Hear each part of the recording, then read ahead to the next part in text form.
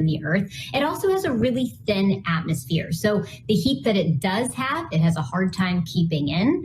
And so it's a little bit colder. But then I also get asked, what would I weigh on Mars? That's a really fun question. So on Mars, it's a little bit smaller than the Earth. So the gravity there is weaker. It's about 3/8 the gravity that we have here on Earth. So if you weighed 100 pounds here on Earth, you'd weigh 38 pounds on Mars, or 100 kilograms here on Earth, 38 kilograms on Mars. Those are all super fun. I think even some adults want to know the answers to those questions, Emily. Now, why do you think it's so important to educate kids about science and give them that great foundation? Well, science is the language of nature, and learning about science and learning how to think like a scientist means you are learning how to systematically seek out truth in the world. You are learning the scientific method, you're learning how to be a critical thinker, and honestly, those skills are great for whatever you end up wanting to do in life. True. If you want to be a scientist or an opera singer, that holds true. And what are you most excited about today? I mean, humans are launching a robot to Mars. That doesn't happen every day. I think in all of the hecticness that is going on today and all of the nerves, I just hope everyone can take a moment to sit back and remember that we live in a time when humans have the ability to send a robot to another planet. And that's so cool to me. It is very cool, Emily. Take a deep breath. Thanks for joining us here. Thanks for having me. Sending it back to you now, Raquel. Thanks, Marina. We are offering lots of ways to ride along with us to Mars. Now put yourself right into the action now with our Perseverance photo booth. You can pose next to the rover, place yourself in our mission control, and even see what you might look like taking a selfie on the red planet. There, you'll also have a chance to sign up to send your name to Mars on NASA's next flight to the red planet. It's all available at go.nasa.gov/Mars 2020 Toolkit.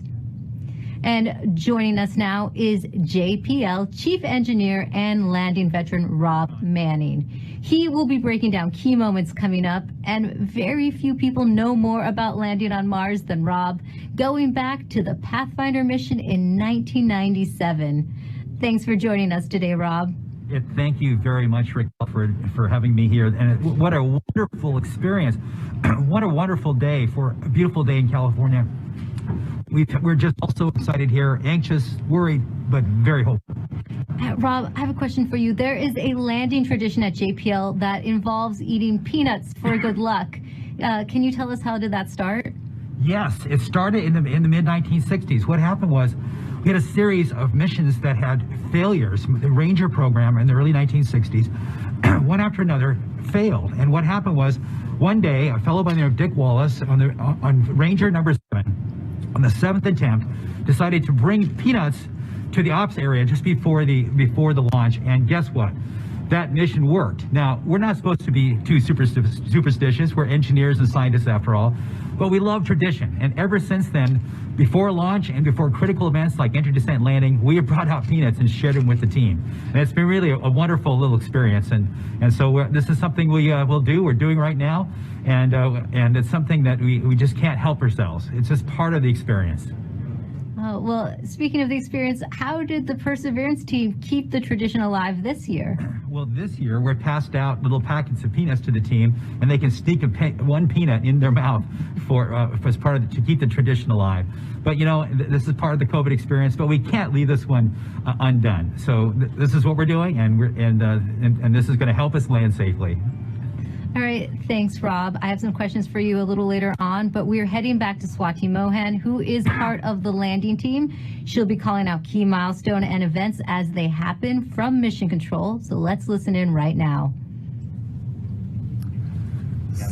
So right now we're still about 20 minutes from entry, and the EL phase is giving a last-minute confirmation of what will be happening in the upcoming changes to the vehicle, just to remind the team.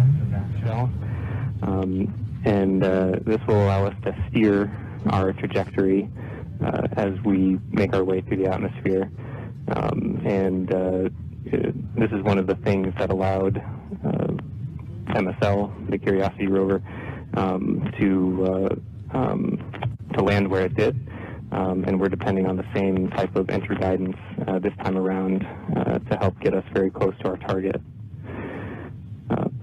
As we make our way through entry, finish our guided entry profile, we'll do a maneuver called heading alignment, where we point toward the target and get ready to deploy the parachute.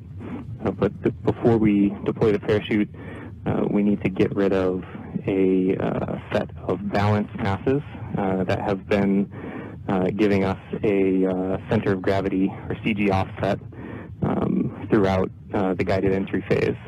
So these are called the entry balance masses. We also call this maneuver SUFR, S-U-F-R, or straighten up and fly right. So we'll go ahead and eject those masses when we get a trigger from the GNC system telling us that we're at the appropriate range to the target to do so. As soon as we deploy those, we will no longer have a CG offset, and we'll be ready to deploy the parachute 17 seconds later.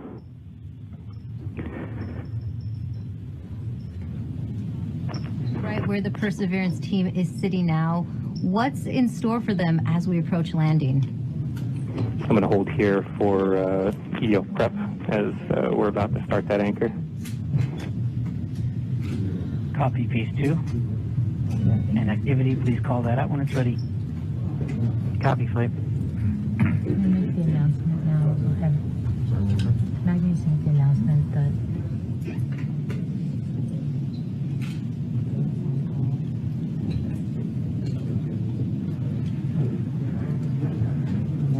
All right. Now, Rob, you've been right where the Perseverance team is sitting now.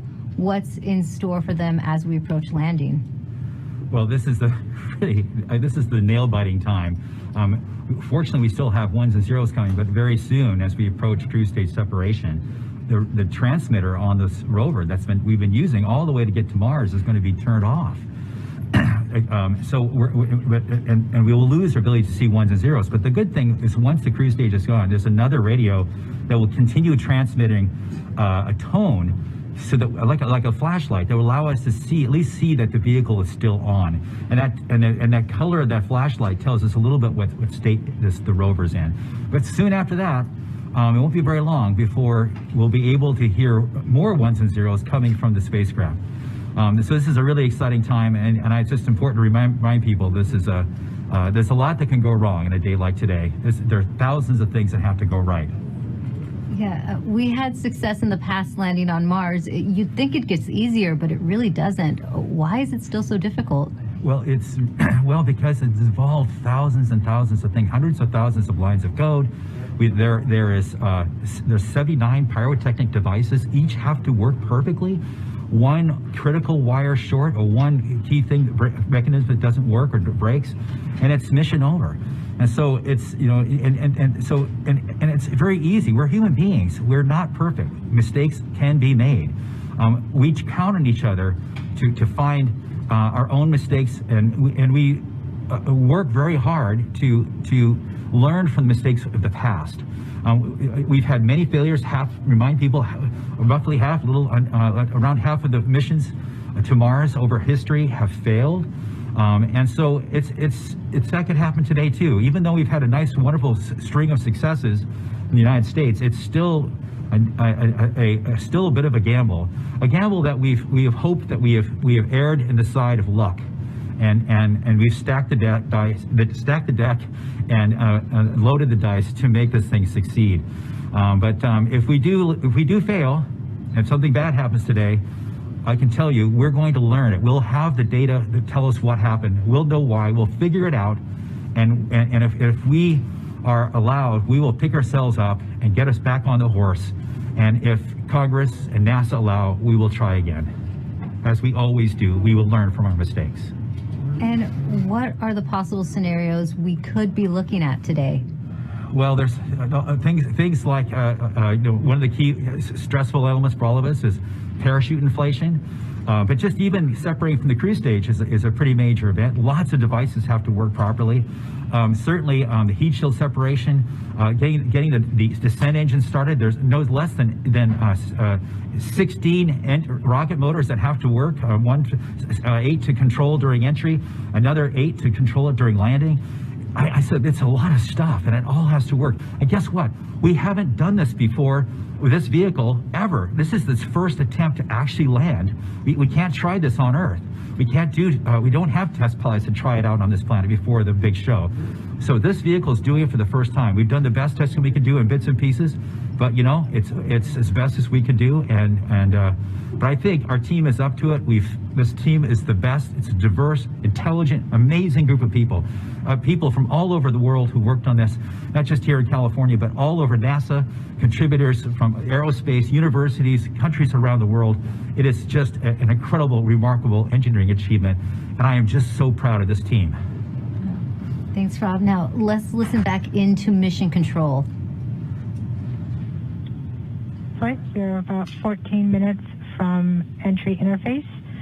The vehicle is currently preparing the heat rejection system that has kept the thermal system cool inside the air shell for about the last 6 months. This will allow the spacecraft to more easily cut the line in upcoming cruise stage separation, which is under 4 minutes now.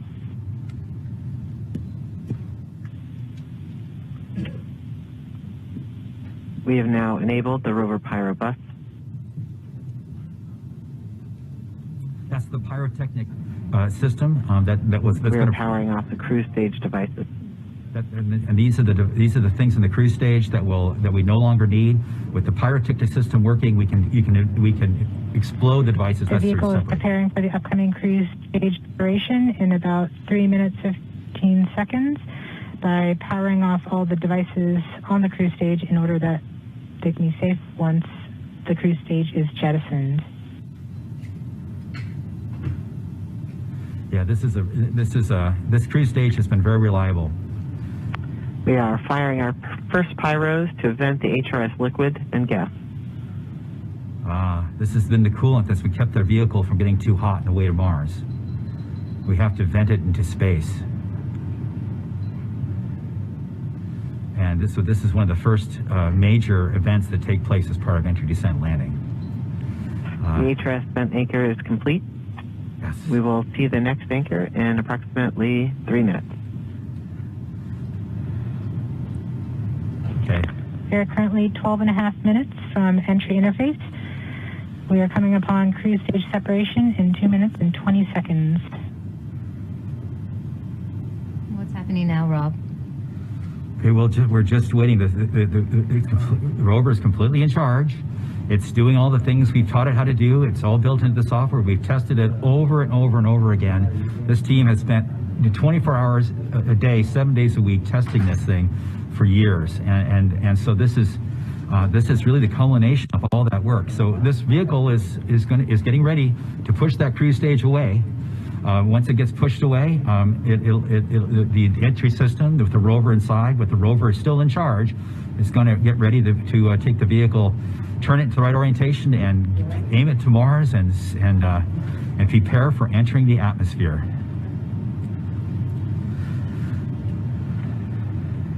This won't be long. Be prepared for this event. We're about 1.5 minutes from cruise stage separation. About 11 minutes, 20 seconds from entry interface. Okay, so it's about 10 minutes from cruise stage separation till entering the top of the atmosphere. From then on and out, things happen We are fast. switching to MFSK tones. Telemetry will have stopped. Telecom is confirming that the spacecraft has switched to broadcasting tones. These tones are received directly from Perseverance, but have very limited information content. We won't receive real-time information until about 9-10 minutes from now, once the Mars Reconnaissance Orbiter starts relaying information from Perseverance. We are under a minute from cruise stage separation, about 10.5 minutes from entry interface. It's getting exciting. I have to admit, I am quite anxious, but very hopeful that this machine is going to do what we asked it We to are do. seeing the heartbeat tones. Okay, that means that there's no more ones and zeros coming. It's just the vehicle telling us it's still alive.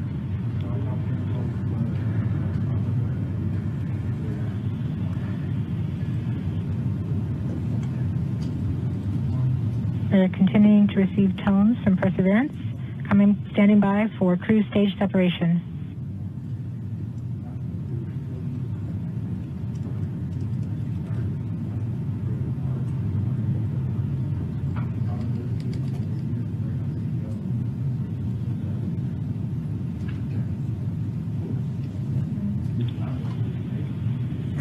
We have indication that cruise stage separation has been confirmed by the spacecraft.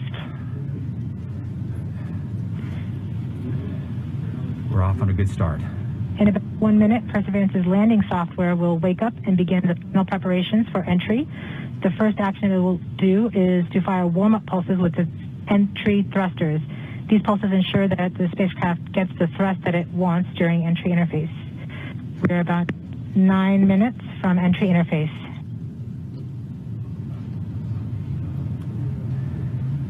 Okay, so now the vehicle's on its own. It's turning itself into the direction of facing the heat shield toward Mars, and will eventually hitting the top of the atmosphere. We're not far away. This is going to go very quickly from here on out.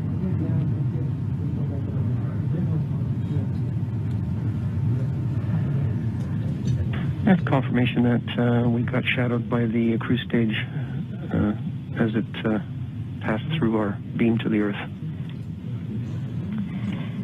Telecom indicated actually that we could see a signal that the cruise stage went between the Perseverance entry capsule and Earth. So we saw a little blip, the data stream indicating the cruise stage separation. We have confirmation that the vehicle has started warming up those entry thrusters. Warm-up pulses have begun.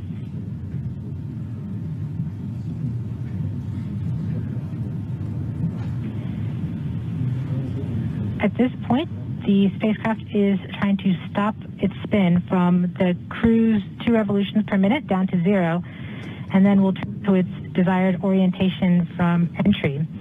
It will separate the 2 balance masses that has kept it balanced during all of cruise. This will allow the entry capsule to have lift when it enters the atmosphere. We have confirmation that the spacecraft has turned to the desired entry attitude. We're about 7.5 minutes from entry interface. Okay, the vehicle is pointed in the right direction. The thrusters are warmed up and doing their job. And now we've spun down from the 2 revolutions per minute that the vehicle had the whole way to Mars as a spin-stabilized spacecraft.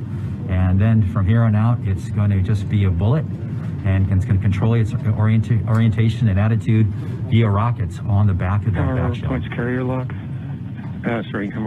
The DTE from Radio Science from Green Bank reports carrier lock. Do you see the carrier on the downlink?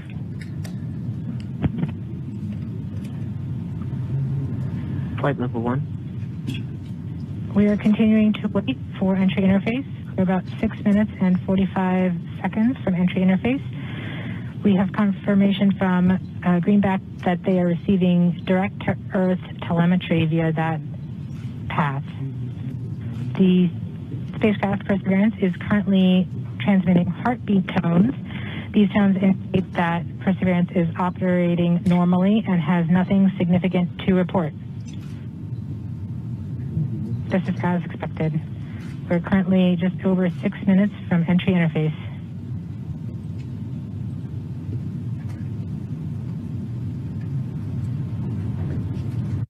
Okay, and now we wait.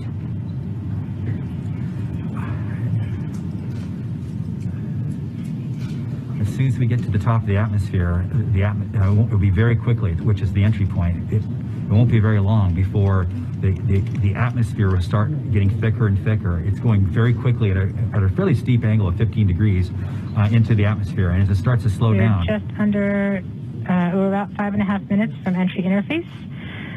We're still receiving heartbeat tones. We expect to continue receiving heartbeat tones until about 5 minutes after entry. At that time, Perseverance will be no longer in view of our antennas here on Earth.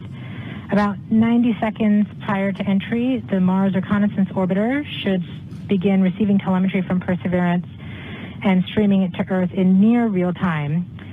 There are a few expected short outages, such as when we have a plasma blackout or when we enter the peak heating phase.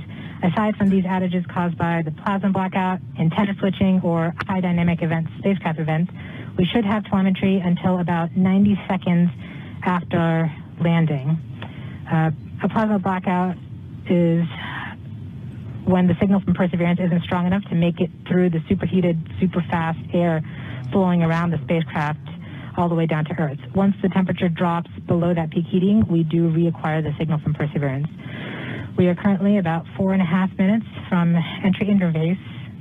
Perseverance continues to report heartbeat tones, indicating everything is nominal.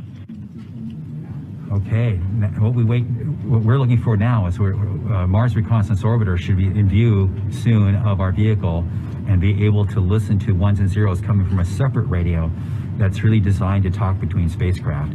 MRO reports the electro radio is powered on, ready to receive signals from the lander. Okay, MRO is ready and able and waiting for to hear from our rover. Mars Reconnaissance Orbiter has reported that it's ready to receive the signals from Perseverance. It should be in a few minutes here. We're just Flight Local 1 from entry interface.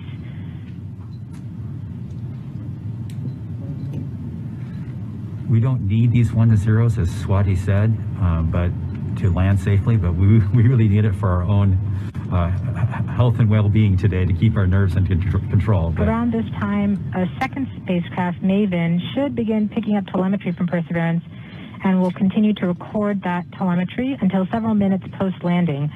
We won't get that data for several hours after landing as it's being recorded and then will be forwarded to Earth later. We are continuing to receive heartbeat tones, indicating that everything is nominal. We're currently at about 3 minutes until entry interface. Okay. Very soon we'll be getting ones and zeros, I hope, from our radio on the rover.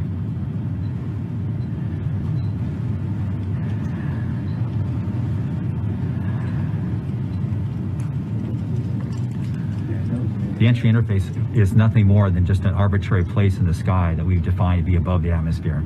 But from that point on, there's definitely atmosphere, and above it there isn't. We are 2 minutes from entry interface. Perseverance is to transmit heartbeat tones, indicating everything is nominal.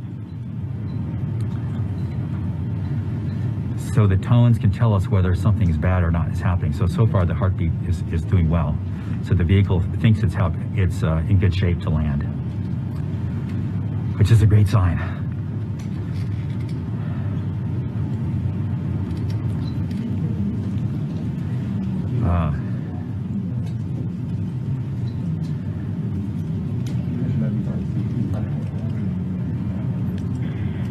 We're just under 2 minutes from entry interface. As it gets closer to Mars, Perseverance is actually being pulled in by gravity and accelerating. By the time Perseverance reaches entry interface point, she should be going just under 5.4 kilometers per second.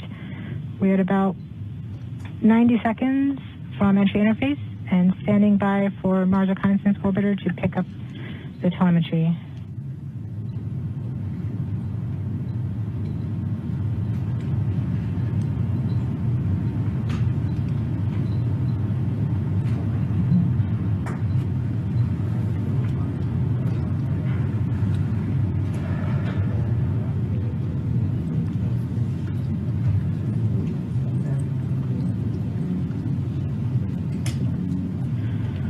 We are 1 minute from entry interface.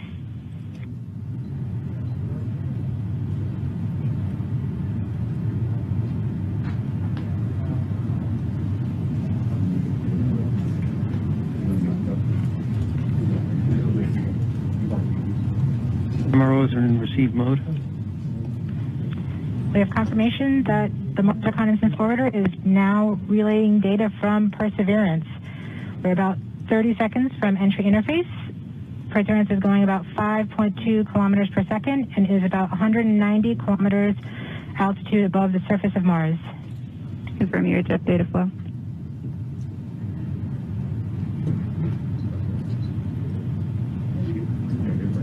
about seconds from entry interface.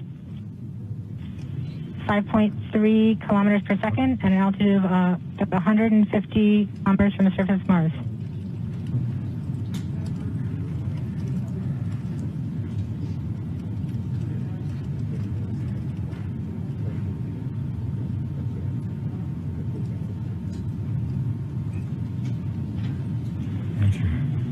We have confirmation of entry interface. Perseverance is currently going 5.3 kilometers per second at an altitude of about 120 kilometers from the surface of Mars.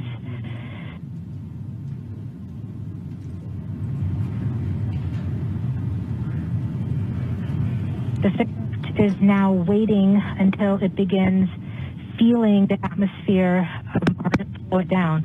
Once there is enough atmosphere, it will start controlling its path to the landing target.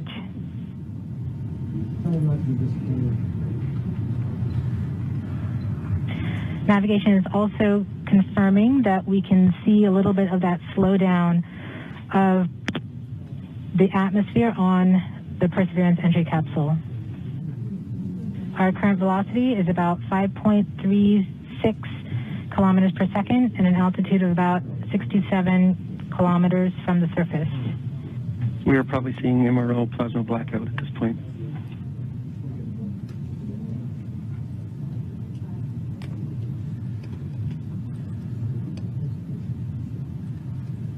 The vehicle should be doing its turns right now.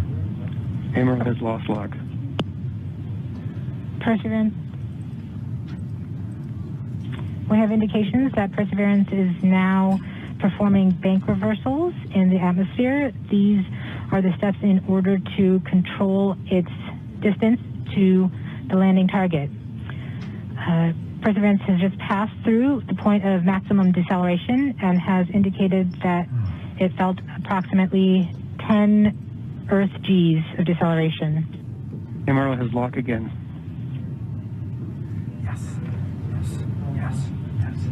We saw a small outage of the UHF telemetry from Mars Reconnaissance Orbiter during that peak heating phase, likely caused by the plasma blackout. Perseverance is still continuing to perform bank reversals in the atmosphere to control its distance to the landing target.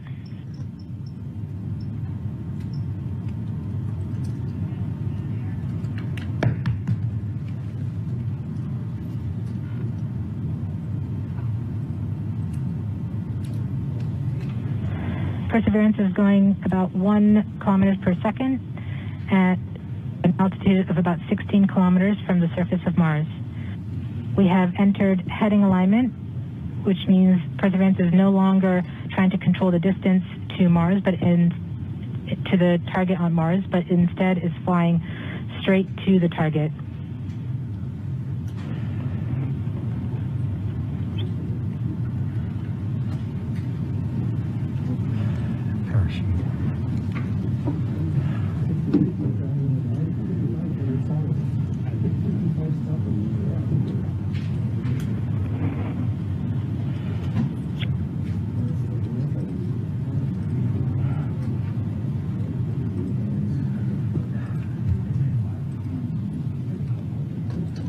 Our current velocity is about 550 meters per second at an altitude of about 15 kilometers from the surface.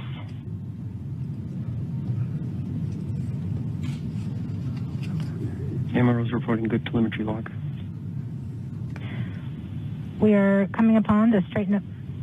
We are starting the straighten up and fly right maneuver, where the spacecraft will jettison the entry balance masses in preparation for parachute deploy and to roll over to give the radar a better look at the ground. Yes. The navigation has confirmed that the parachute has deployed and we are seeing significant deceleration in the velocity. Our current velocity is 440 meters per second at an altitude of about 12 kilometers from the surface of Mars.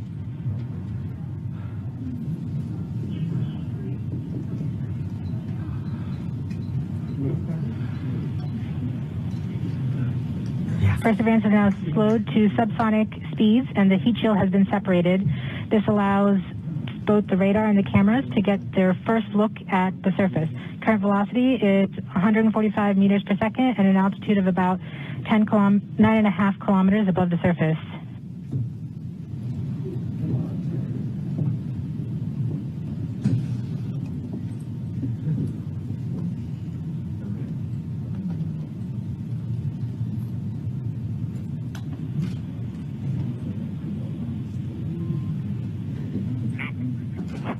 Yes. Yes. Yes. Perseverance now has radar lock on the ground. Current velocity is about 100 meters per second, 6.6 kilometers of the surface of Mars. Perseverance is continuing to descend on the parachute.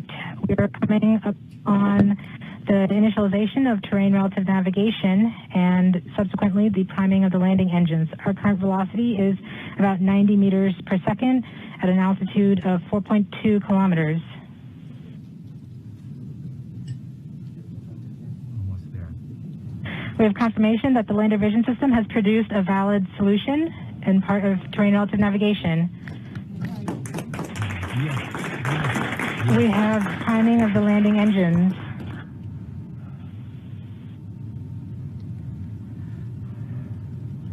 Current velocity is 83 meters per second at about 2.6 kilometers from the surface of Mars. We have confirmation that the back shell has separated. We are currently performing the divert maneuver. Current velocity is about 75 meters per second at an altitude of about a kilometer off the surface of Mars. TRN Safety Bravo. We have completed our terrain relative navigation. Current speed is about 30 meters per second, altitude of about 300 meters off the surface of Mars.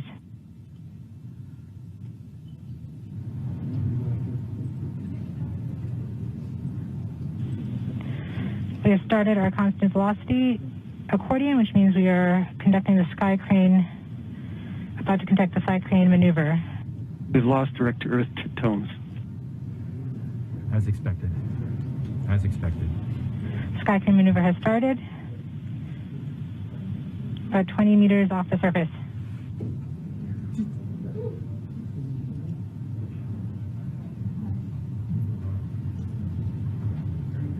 We're getting signals from MRO.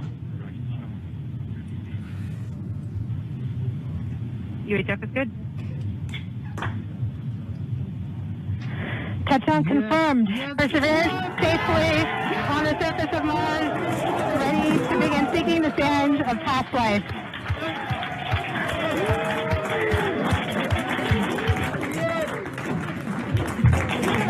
At this point, the descent stage has flown away to a safe distance. Perseverance is continuing to transmit direct through Mars Reconnaissance Orbiter to Earth.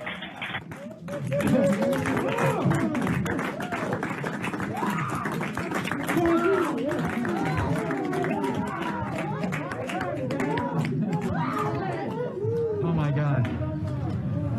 Oh. Oh.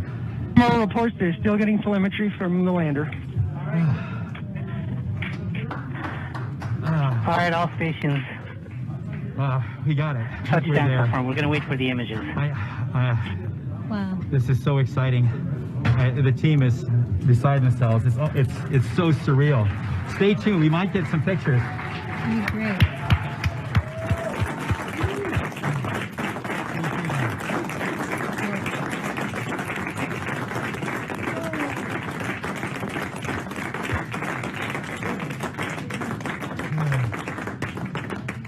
So much has been riding on this. Yeah, we just heard the news that Perseverance is alive on the surface of Mars. It's not Flight, we have seen the completion of EDL 3000. Copy activity. That is as expected.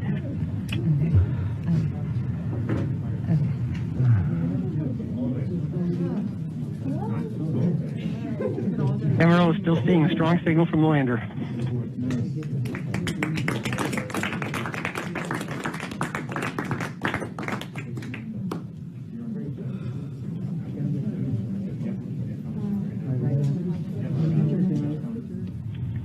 We have just heard the news that Perseverance is alive on the surface of Mars. Congratulations to the mission. And looks like we have some more news in. It looks like we're getting the first image. Here, take a look at the first image. Flight, this is OL3. I have the target point on the map when you are ready. We are ready, OL3. Go for it.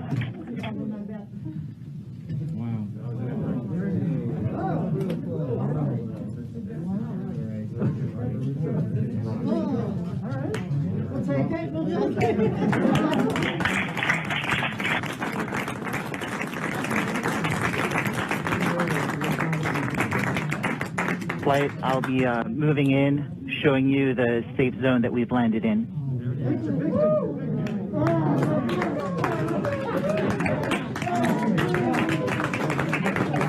The team has just put the first image from Perseverance on the surface of Mars. Now, it comes from the engineering cameras, known as the hazard camera. This camera is mainly used to help the rover drive safely around Mars, and we will get higher resolution photos later in the day. Look at that, right? You get the safe.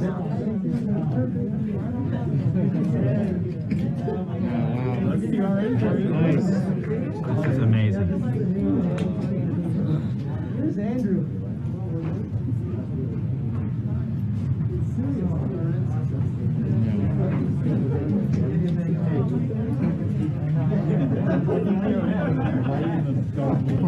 For Steve. Stand by for Steve.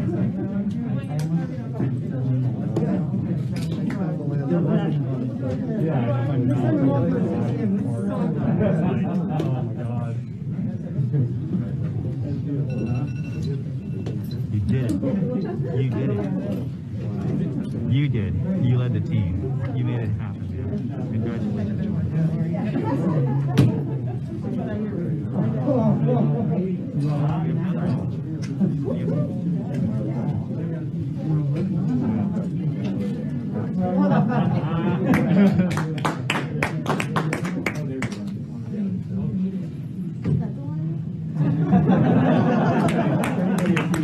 We just got our second image in. Our second image is in. Okay, these we have a camera in the front and rear of the spacecraft.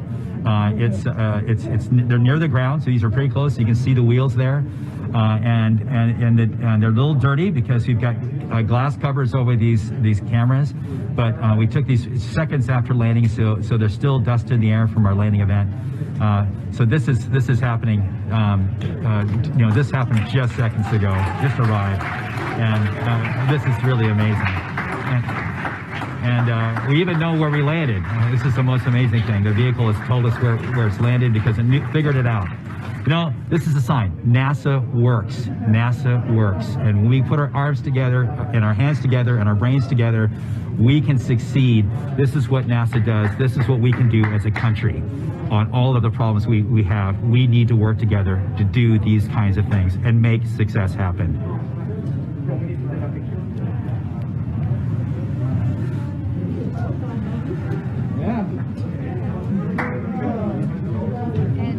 Joining us now